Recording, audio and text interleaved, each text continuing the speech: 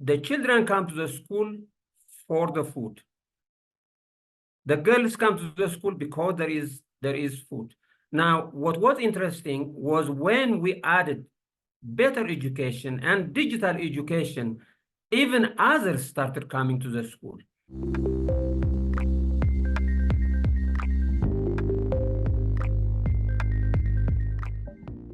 Hello and welcome to the Digital Education Dialogues podcast. This is the second episode.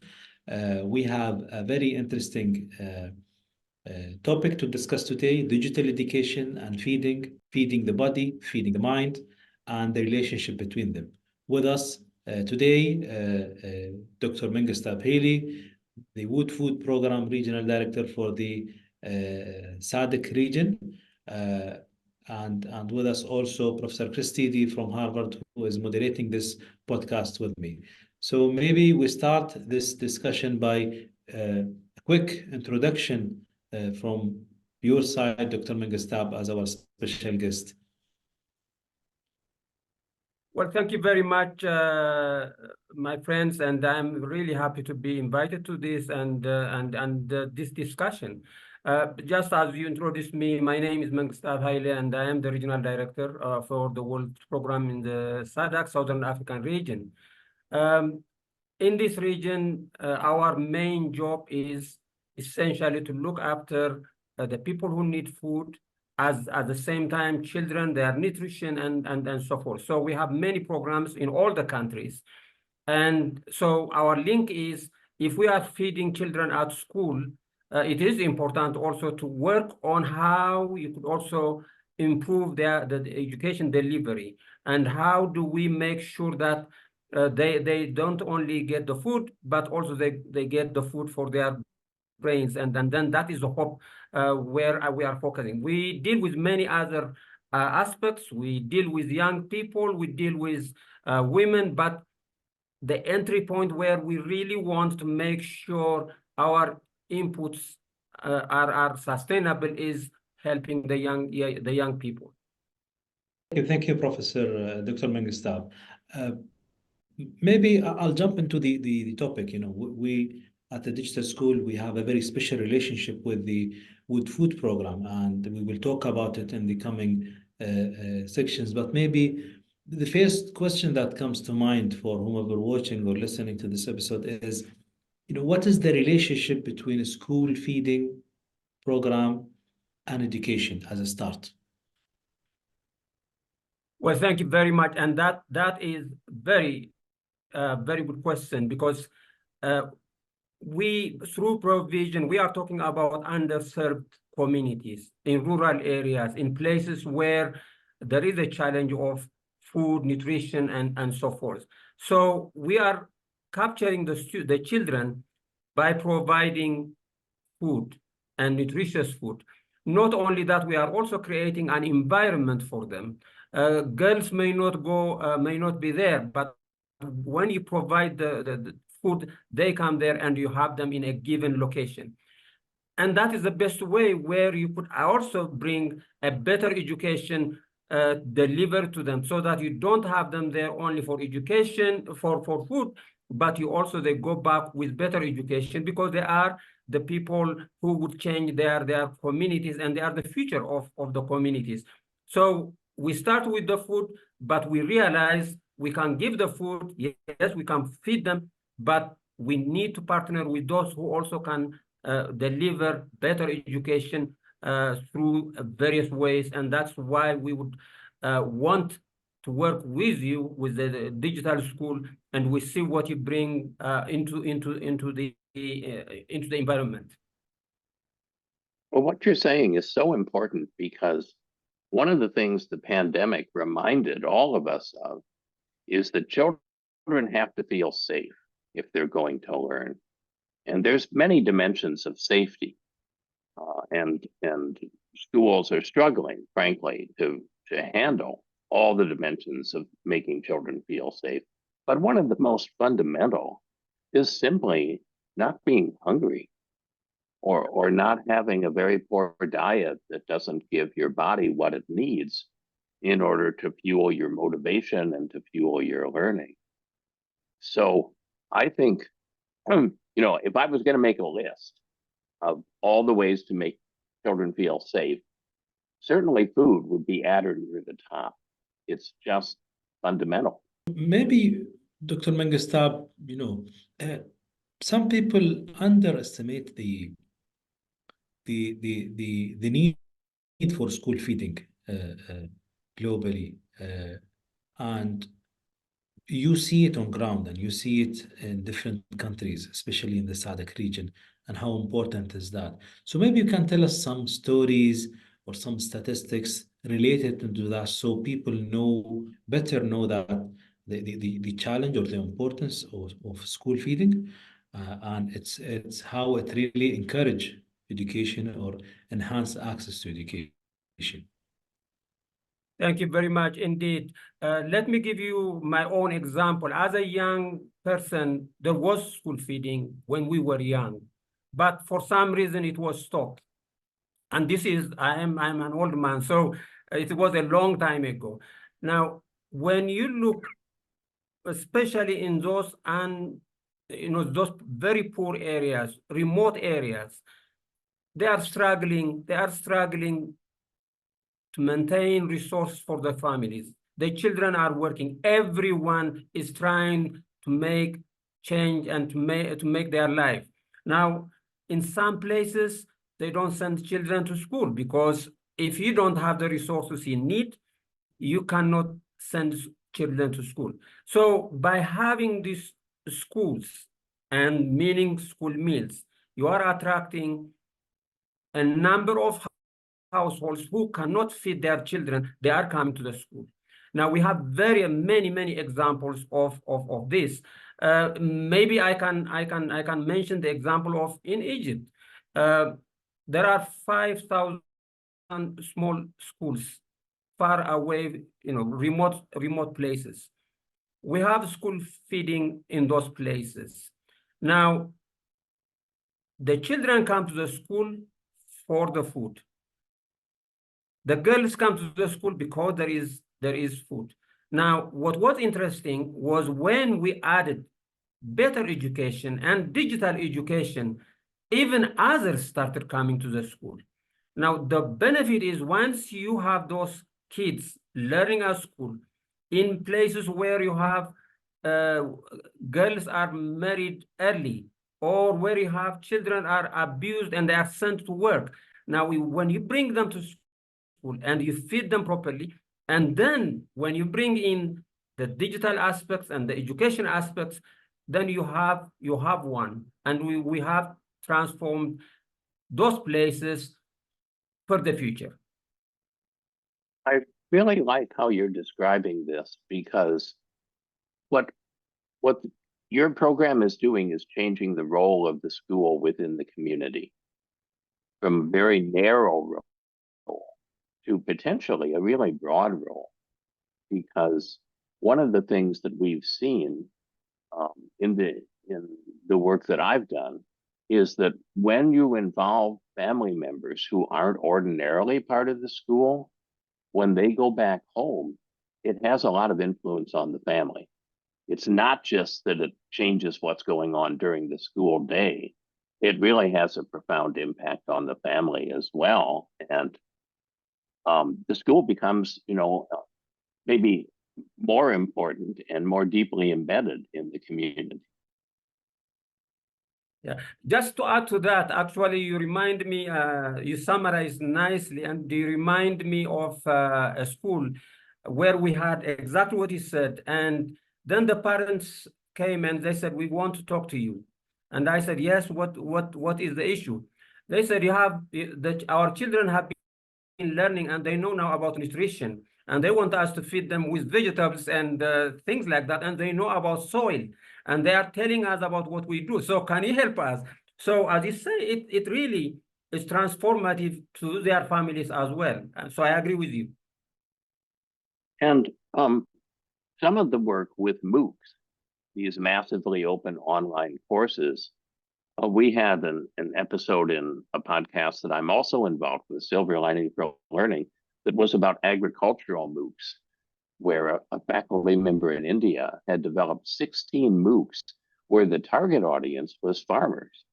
And it was all about, if you have a small farm, kind of in a subsistence economy, what are some of the easy things that you can do to make things better? So you're right. People are hungry for knowledge and looking for ways that they can draw on that knowledge, especially practical knowledge. I think this takes us to an interesting question that there are other organizations that do education programs. So why the Wood Food Program is so, committed and interested and do a lot of programs for education? Thank you very much. And in fact, this partnership should bring whoever can contribute. But the starting point is, it is our mandate to be making sure that those children get food. That is our first entry point. And then when we are saying, and that happens in school feeding, through school feeding. Another area that is also very critical on the school feeding area is, in most places, we are actually buying the food from the farmers, because in a lot of those places, it is very important that, if they produce, they don't have markets. Infrastructure is not there. So what we try is to make sure that the children that are there are fed with food that has grown there in their area from their parents. So we have a whole area where we support families through that agriculture, but by feeding the children. Now, once we are there, then it is the opportunity to actually have better education is there, and technology allows it, and that is why we really want to work with you. But at the same time, we are not the curriculum experts. Then we bring those people who know what needs to be done. But at the same time, you are aware that there are many adolescents and the young people who are hungry to work. Now, those schools are also not only using for those teaching, but also for skills development.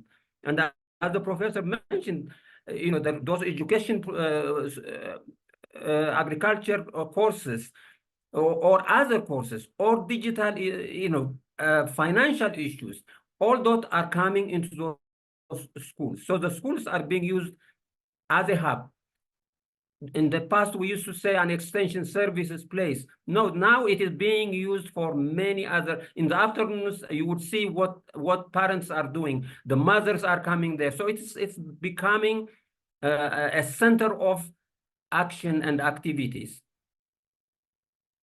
And one of the problems, I think, in education is that the social services that surround education are kind of like Frankenstein.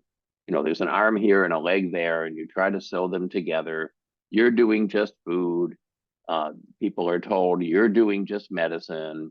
You're doing just job creation. But it's much better when it's treated as a system, because the food affects health and the food affects jobs and vice versa. And so getting the social service agencies to see their role broadly, as you do, I think is crucial for developing the kind of community that can really help schools to thrive.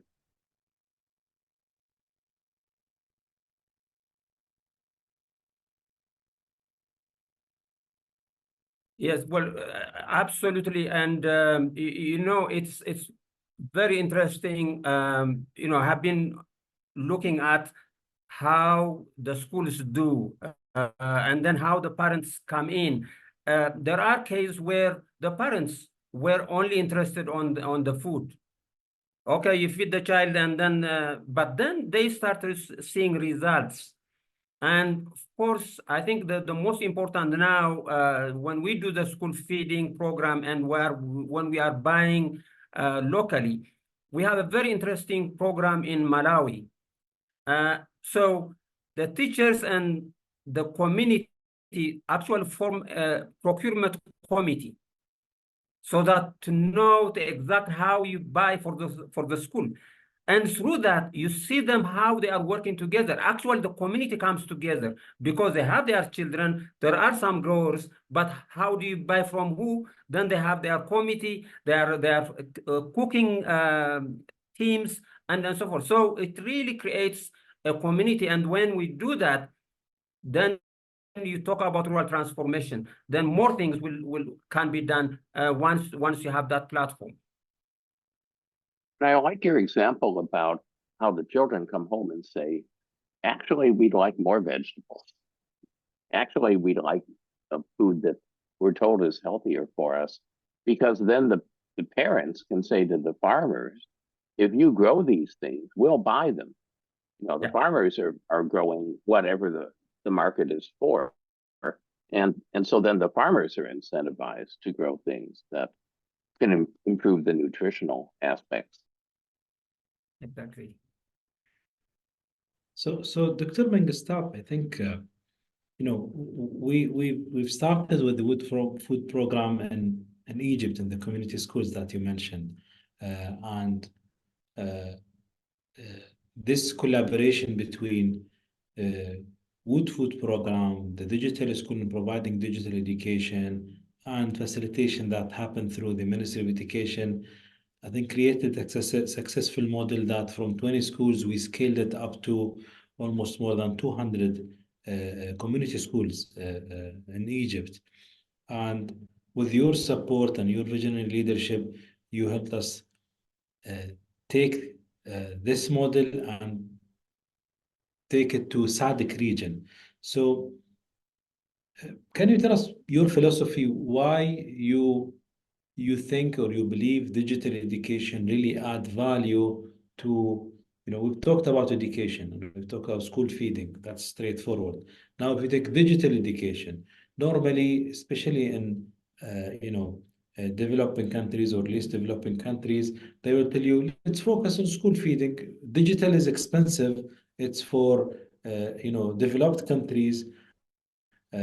But you said, no. Digital is important. It's even more important for developing countries or least developed countries. Can you tell us your philosophy in this or your thinking behind this direction? Absolutely, yes. And the issue is, as the further you go into rural areas, the less qualified teachers you are going to have, because basically you will not have good teachers, and it is reality. Even at a higher levels, when I was a university student, we used to have one book for the entire class. And that was very difficult, but at least we had some professors. Today, we don't have also the schools, we don't have the teachers, the qualified teachers, and the curriculum, and all those elements are not there. Now, you may have school feeding, you may have one teacher standing there, but are they delivering quality education? They were not. There are young people who want to teach themselves. When we gave them tablets into the schools, after a few hours, those kids who have not seen a computer before were showing us what you can do with those digital tools. Therefore, if we want, they don't have any other game. They don't have any other wasting time. So if we give them the opportunity to explore what the world has, because education today, information is there. When I did my PhD, I went from Ethiopia to the UK, and this was many years ago. There was no possibility for me to do that PhD here in Ethiopia. Today, I can do that PhD from a village because the technology is there. And therefore, why should we close our eyes when we see the digital can transform? And besides, you see everywhere there are mobile phones.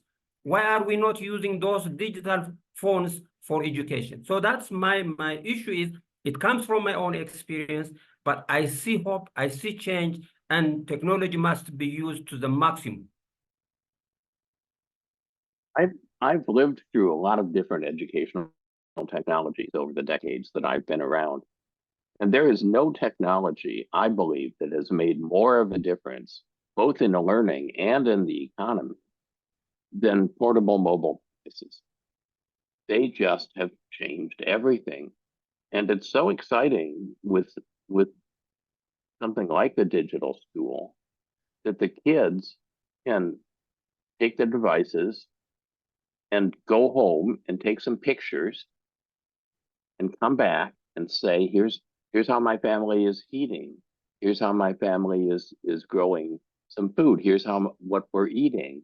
And that creates a really rich dialogue that, I mean, children can't describe something, but a photograph is worth 1,000 words. And I think that it just opens up a kind of dialogue between family and school that's really valuable. And spending time in those underserved areas, those kids have aspirations. Sometimes we think they are poor out there. They have aspirations. It is just they did not have that opportunity. Now, when you show them that opportunity, they will not let it go. They are determined to learn, to make the most out of it. So I think for the world where we are, and especially in this continent, in Africa, where you have the young people is here in this continent, if for the entire world, I think it is important that we train these people. Now, if these children are not educated, what waits for them? Well, those are the people who join other things that you would not want them to be involved. So the proper education creates opportunities, keep them in a school, and keeps countries and keeps peace. I think Maybe a question maybe to Chris. I think based on your experience, Professor Chris, with educational programs and initiatives that you've seen around the world, maybe what are your thoughts on the link between school feeding and education initiatives, and the strategies that you think will drive more effective outcomes from such programs?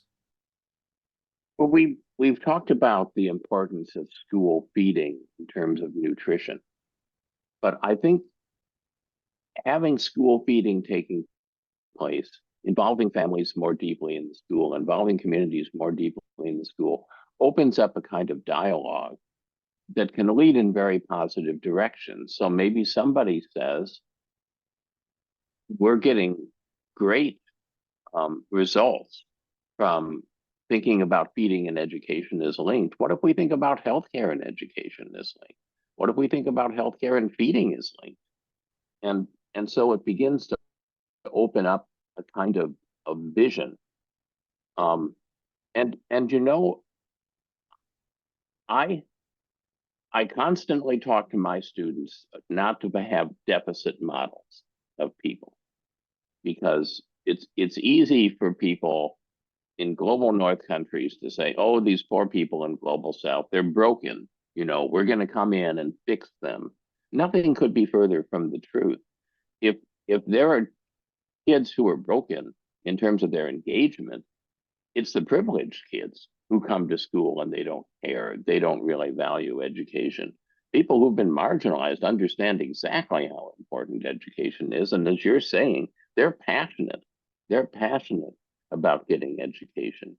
In the developed world, healthcare, food, other kinds of social services have incentives to be firewalled away from one another. There are people who make a lot of money by keeping those separate. But in communities that have the opportunity to invent something without those kinds of barriers, I think that's where the new models are going to come from, not from the global north, but from people in the global south who are working without the constraints that the global north has.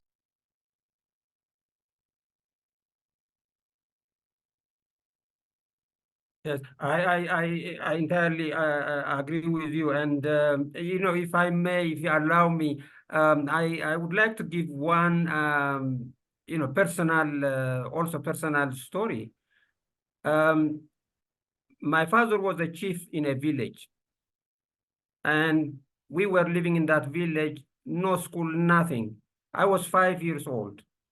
And he left the village and he said, this chief thing is not going to change my village or my family. He said, I am going to take you where there is a school. So he took me to a village which was about 40 kilometers away. So basically, we migrated for education.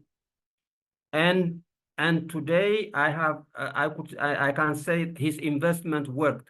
And just along those lines, Professor, when I finished grade 12, I told him that now I have made it, I have finished grade 12. Can I come and help you with bringing up the children?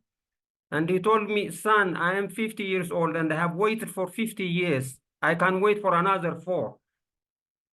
So if you have failed, come and join the poor. If you have passed, then I will be able to wait another 4 years.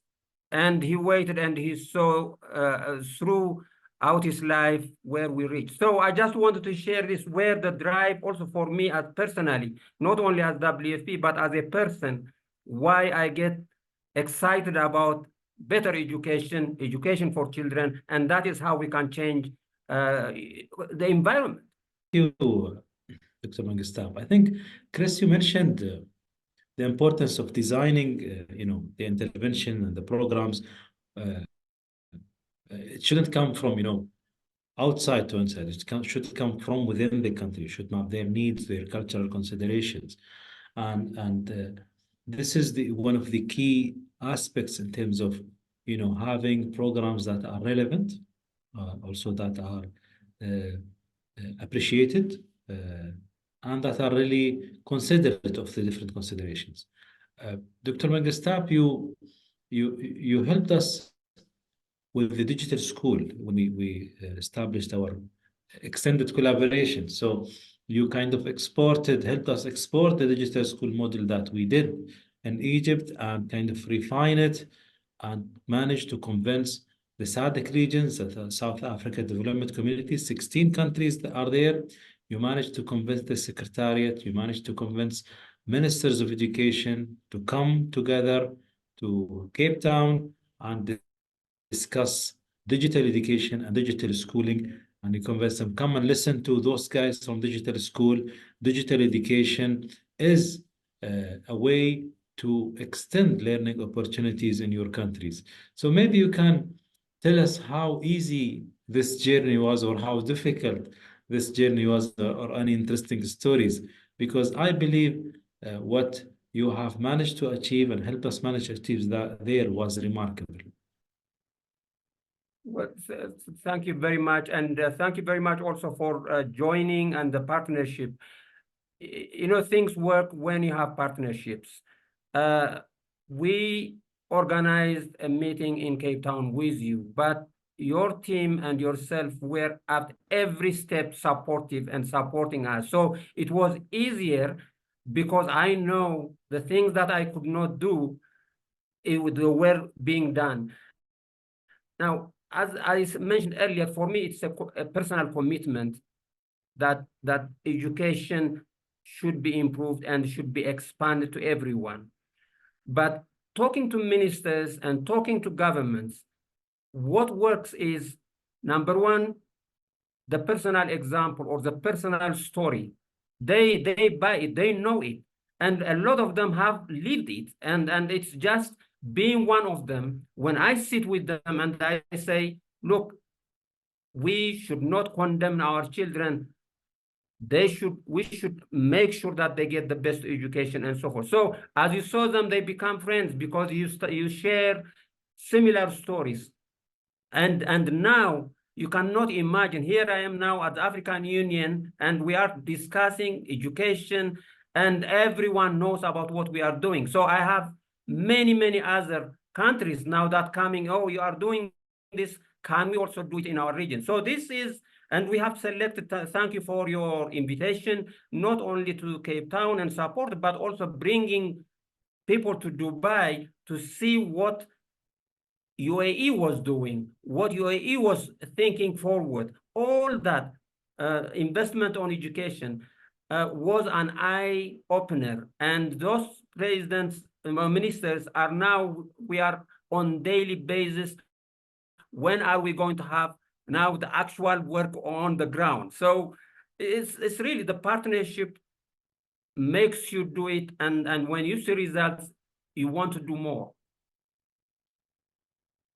Dr. Waleed, you made a really important point when you talked about the fact that each country, education is a local. Ultimately, education is a local. Even at the national level, education is local. People think about it in terms of their own people, their own countries, their own communities, and so on. And yet we have to think globally in order to get traction on these local problems.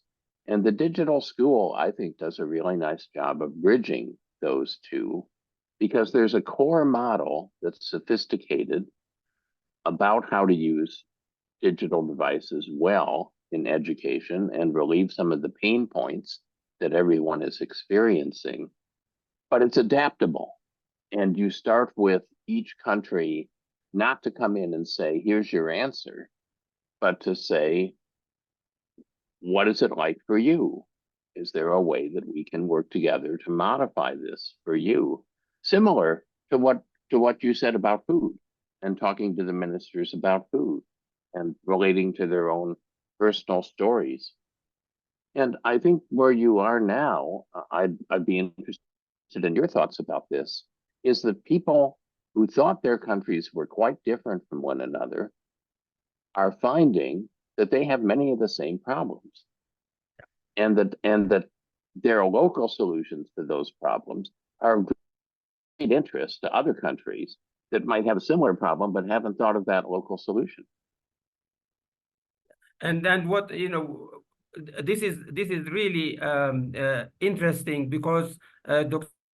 Waleed, when you came in, the first thing also you said when we started discussing is, you said, we want to understand the local curriculum.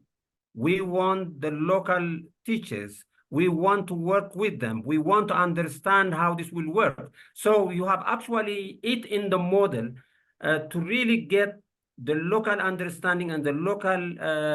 So this is, as you say, it's a good bridge, bring in from, because now governments and countries are worried about, what you see on your Facebook and what you see on whatever. But now even content is going to be starting coming from the local community. So this is a great initiative.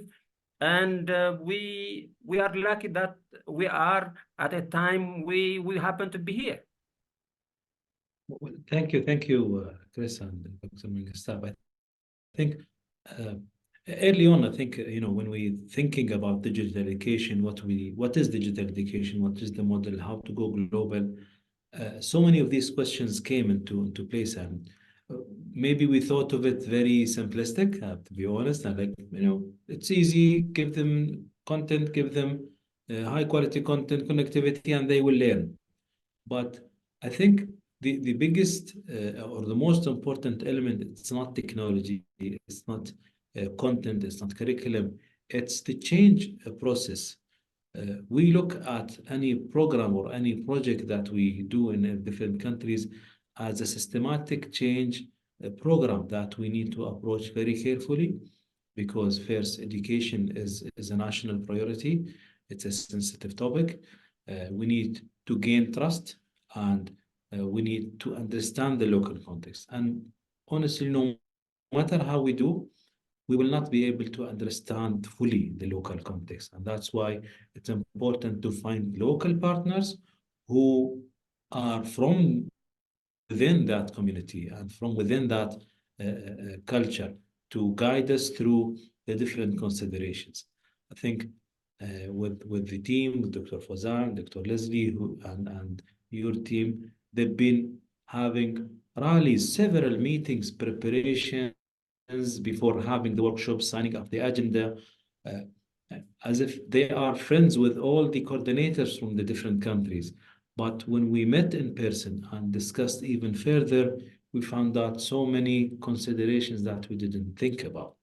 We we were assuming that, it will be extremely difficult to convince those ministers that in 3 days, at the end of 3 days, we will sign a high-level roadmap for digital transformation of education for SADC region, for the South Africa Development Communities, uh, because we assume that, it's a developing country, they lack infrastructure, maybe they lack understanding of digital education is not it's not an extra cost. It can reduce the cost of education, accelerate access to education, because we have been having difficult conversation in our region, in countries that are more advanced. Uh, but interestingly, they had sufficient understanding to say education is a priority, no discussion of that. Agreed.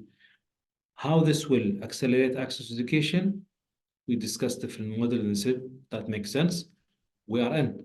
And I think having the Wood Food program as a partner facilitating this communication gave us, I don't want to say, it gave us extra credibility in discussing with these countries. So this partnership model allowed us to really build more credibility, and we are looking forward after signing the collaboration agreement with these 5 countries to start implementing and scaling this model to wider countries.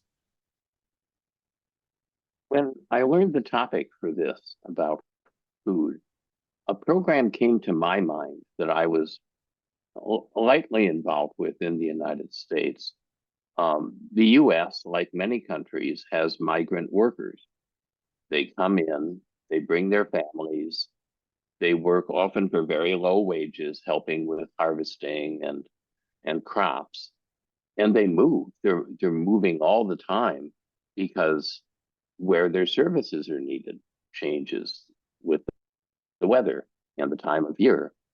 And those children pose particular challenges because they're in one school for a month, then the family moves. They're in a different state with a different curriculum, with a different school.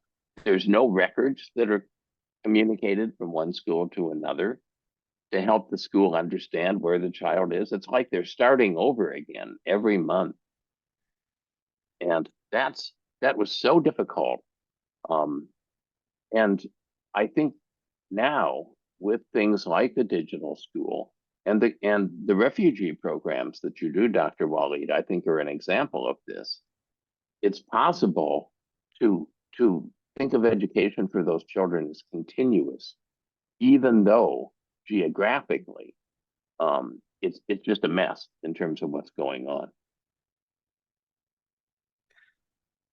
Yeah, I agree. I think, like you mentioned, this reconfirmed the different contexts in every location, in every country, and how you really uh, look at technology as a tool. It's not the objective. It's a tool that you use it effectively for your needs. So the needs for community schools in Egypt totally different than the needs for a refugee camp in Jordan and the students in Mauritania, and the same for implementations in SADC region.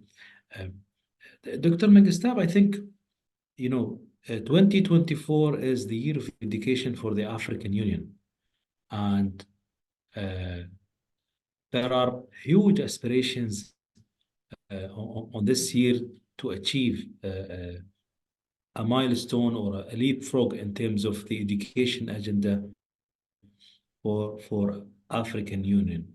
Um, I know because we are always in constant contact with Dr. Menghestab on the latest trends and changes. Uh, what are some of the key, I would think, your reflections on the discussions you attended, many of these meetings with the African Union? What are your thoughts? What are your reflections on this agenda, I would say? Yeah. I think the entire, we are here with many people talking about food security, climate change, all the issues you could imagine. And then at the same time, we are saying, well, how do you solve those? And then what is going to happen for the future of our children and so forth?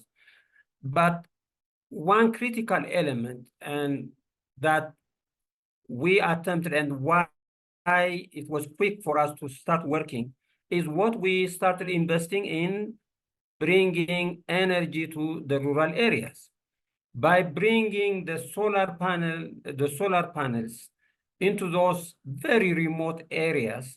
We brought in water, and then you have internet, you have the digital school could go, and then you have all other activity services around those places. Now, what I hear from a lot of African Union colleagues and partners is they want to scale up those kind of models, but with digital education, clear digital education. And now we are looking at financing these units through climate financing, for example, but because we want to address the rural issues, but core to that is education, health, food.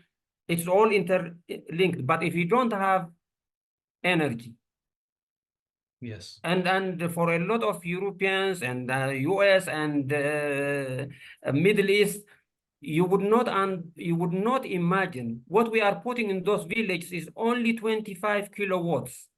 And 25 kilowatts is transforming the entire village with drinking water, with hydroponics that we feed vegetables to the school, with the digital education, with internet, with you name it, digitalization, and everything is coming. So now it's becoming a real package. And also the skills development. Everyone wants the young people don't have jobs, but if you have those skills development programs, they will have jobs. So it is, this year is going to be a lot of work and a lot of success. I'm very optimistic that we will be very happy at the end of it. So you touched on innovation, I think, to address the challenges. And what you mentioned just now is the WFP innovation, which is the rural. You called it the rural transformation. Yes, rapid rural transformation. Yes, yes. So maybe Dr. Chris don't know much about it. I've seen it when we visited Cape Town, and it's an amazing innovation that the Wood Food program worked on in terms of having a full unit that will provide solar power, clean water, classrooms, and the classrooms are beyond just for a school for students. It's for the community, and it's this topic opens the question of innovation and how WFP look at innovation, because being in countries who lack key infrastructure, uh, accepting innovation sometimes might be challenging. So what are your thoughts on innovation and the need for innovation to overcome such challenges? Yes. Well, thank you very much. And it's actually, if you ask me why did you think this? How did you do this in Madagascar? In 2021, in June, I traveled to southern Madagascar with the executive director of WFP. And in those villages, people were starving.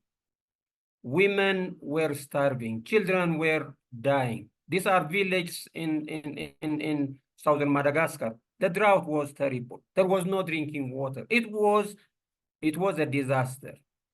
Now, the executive director and we spoke, what can we do here? He said, I don't know, but think out of the box and do something. Now, I walked around and I saw some cactus. So when I saw those cactus, I said, there must be water. So I asked them, is there water underground? How is it? They said, yes, if you dig 20 meters, you will get water. So the solution is now to bring the energy so that you get the water. And those places, there were, I think it's CBS from the US. The journalist was there and actually came there and took videos when the famine was happening, because it was the first in the world climate change induced crisis in a country where there is no war. Because now in most countries you will find war and climate and so on, but there it was happening. So I went to the US with a proposal, and actually the initial financing was given to us from a US, and it was not a WFP one, actually it was another one. And we put this into the 4 villages that were worst affected. Now, you know, Dr. Waleed, 3 weeks ago, I was there. Those villages will never be hungry again. They will never be hungry again. Their children are educated. What they are doing is transformative. But still, that drinking water, you name it, all those are happening. Now, what is important is how do then we scale up this into the continent? Now, as we speak, we have a team from the Economic Commission for Africa, which is a big institution. They are studying those units, all what it is serving the community, how is it influencing education, and so on. The idea is we want to scale up those, and with those, we will also scale up digital education. And therefore, we will have rural transformation. We call it rapid rural transformation because you bring the solar panel and tomorrow you have your water and your electricity and you are up in business. Your digital, your internet is up. So it is fast. In 2-3 months, you find that village is a different one. That's a wonderful model. And it's reminding me that one of the key barriers is that too often people think about costs. Digital devices, they're expensive. Education, people are hungry. Why are you worried about education? Food's expensive to bring in, etc. Blah, blah, blah. They don't think about investment. If you see solar power as an investment, education is an investment, food is an investment, all of a sudden, the whole economic argument goes the other direction. It's crazy not to buy these things because you reap a great deal from them. And I think getting people to see that is kind of a crucial shift. Yes, and in fact, I can give you the price and then what people were saying. As WFP, we flew food to those places, and we drove for 2-3 days because infrastructure is terrible to bring food, and it will be millions that will cost us to do that. And of course, people have lost their dignity. Many have died, many have malnourished, and so on. This unit in that village, functional, costs $250,000. And a lot of the people in the humanitarian community, they start telling me that is expensive. But then my question becomes, guys, if there is emergency, you would pay much, much, much more than that. But here we are changing the situation. This village now, from now, they don't need us. They actually don't need us.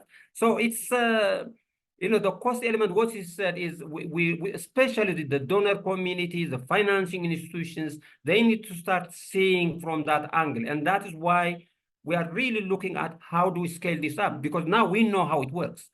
We know we have the schools, I mean, with the digital school, together, we know what needs to be done. What we need is now investment to scale up this into many more villages.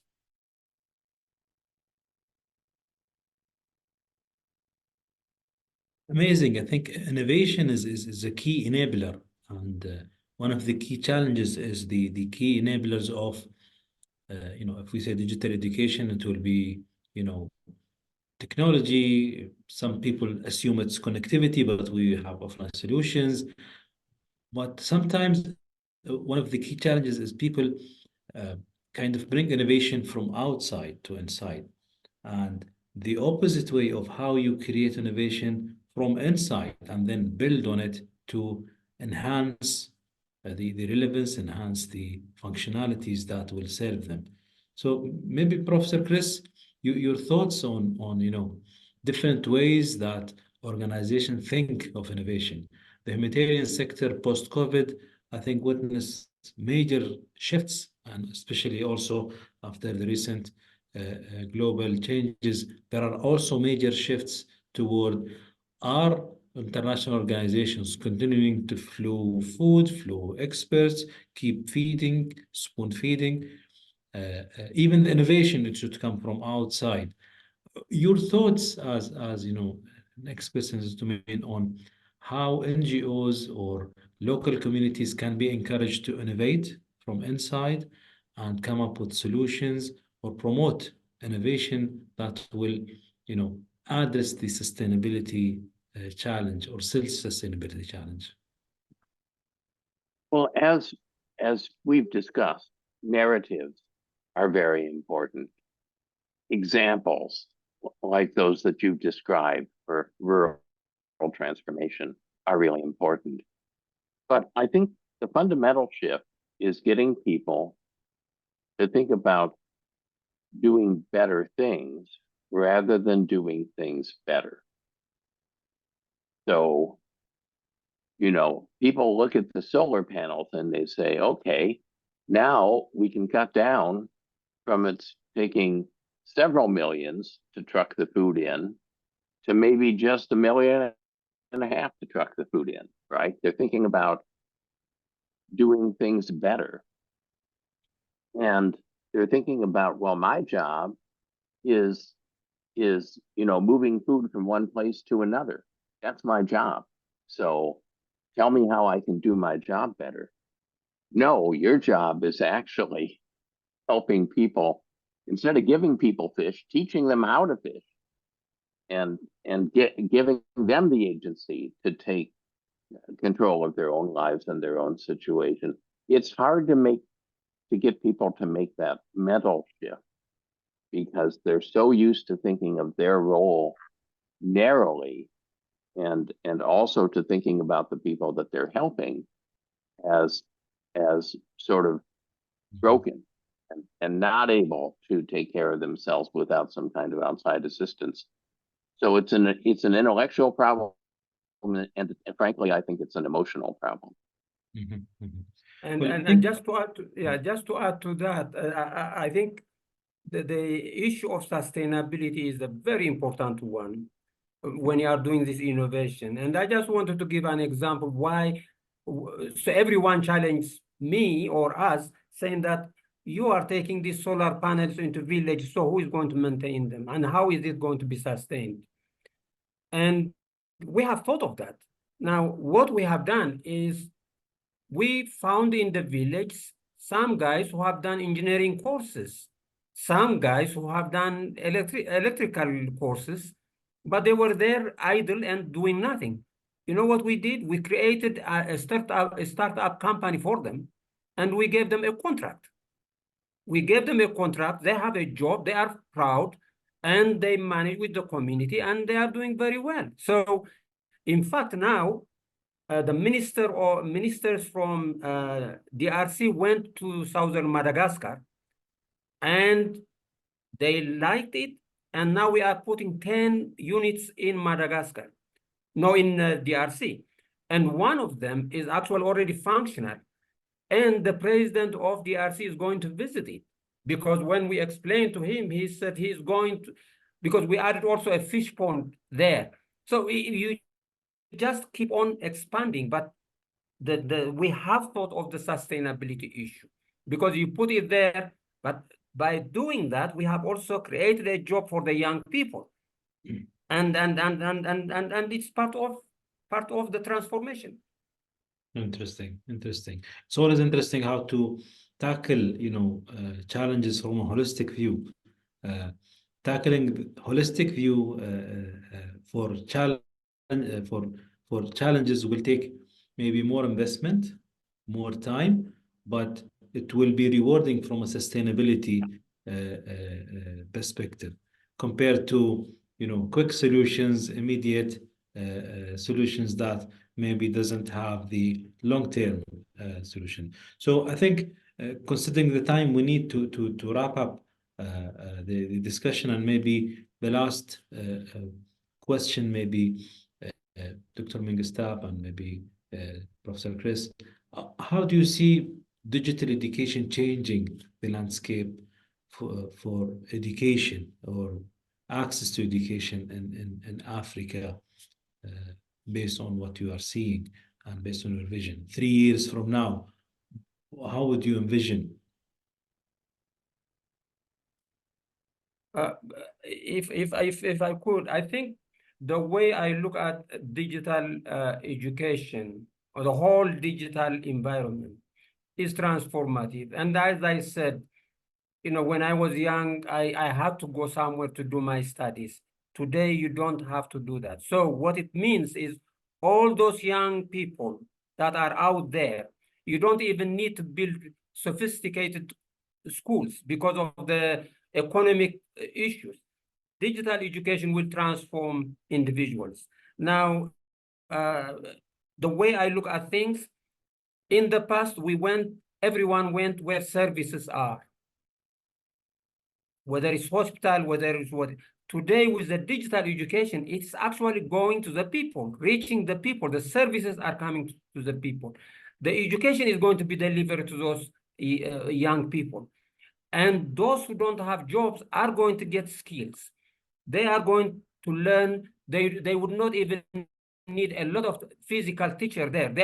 And it is going to create actually globalization in a good sense, that they will be starting working with other people. They don't have to go physically to other places. So I see this is transformative, and this is the time where I have been in the UN 25 years. This is for the first time where I am seeing, you know what, things are going to change for the better because of the way education is going to be delivered. I'm finishing this episode with a sense of hope, which is really special and amazing. Um, the the core of this is catalysts. So the solar power is a catalyst that starts a virtuous cycle. It improves health, it improves learning, it gives people jobs. People then take those advantages and innovate more to create other advantages. And I think the digital school is also a catalyst that starts a virtuous cycle, that people believe in themselves. They see that they are intelligent despite what they may have been told by others. They see that they can have agency over their lives despite what they've been told by others. And it starts a virtuous cycle. So I'm leaving this episode with a sense of optimism and hope. Thank you. Well, thank you very much. On the closing of this episode, I would like to thank Dr. Menghestab Haile and Professor Chris Dede for your valuable contribution and amazing discussion. And I want to say at the end, Africa have the youngest young population, the largest young population in the world, and it is really in need of innovation to spread education and access to education. And I'm really hopeful and optimistic about 2024 as the year of education in Africa. And I believe digital education is one part of many solutions that hopefully will feed into addressing the education gap, including the school feeding programs that the WFP doing an amazing job on. So thank you very much, and looking forward to discuss this topic again. Thank you. Thank you.